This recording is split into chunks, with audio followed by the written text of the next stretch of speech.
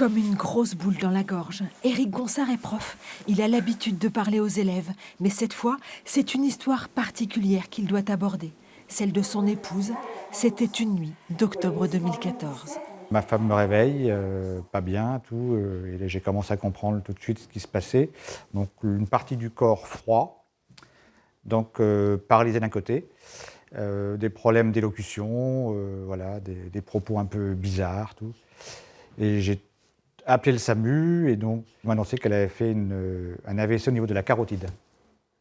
Éric a compris que le pire avait déjà commencé. C'est spectaculaire. C'est vrai qu'on la voyait avec un respirateur artificiel, on la voyait intubée, mais elle avait l'air en train de dormir, quoi. Donc on m'a dit, ben voilà, l'infirmière des dons d'organes veut vous voir. Bon, j'ai tout de suite compris. Marilyn avait 45 ans. Elle était sportive, en pleine forme. Elle ne devait pas mourir, alors jamais elle n'avait parlé de don d'organes. J'ai vu le point positif du fait qu'elle est décédée d'un AVC, donc des organes en excellente santé. Et donc, je me suis dit, bien, ça serait dommage de ne pas en faire profiter à des receveurs potentiels. À l'école d'infirmière, on évoque parfois ce moment particulier où il faut aller voir les proches. Une personne qui est potentiellement donneuse, c'est une personne en général qui a des organes en bonne santé en fait.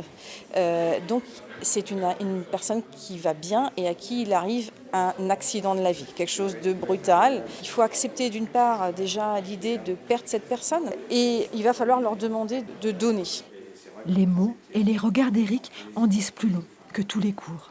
Que ce soit sur le don, sur les pathologies qu'on voit, sur le cancer, peu importe.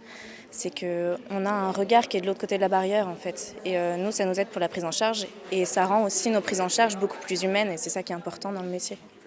Éric explique qu'il se console chaque jour en pensant que la mort de sa femme a permis à d'autres de retrouver l'espoir et invite tout le monde à se prononcer. S'ils peuvent apporter leur témoignage, inciter les gens à donner leurs organes, même si ce n'est qu'une personne, c'est toujours une personne qui va permettre de sauver des vies plus tard si jamais l'occasion se présente, quoi. En France, aujourd'hui, 25 000 personnes vivent dans l'attente d'une greffe.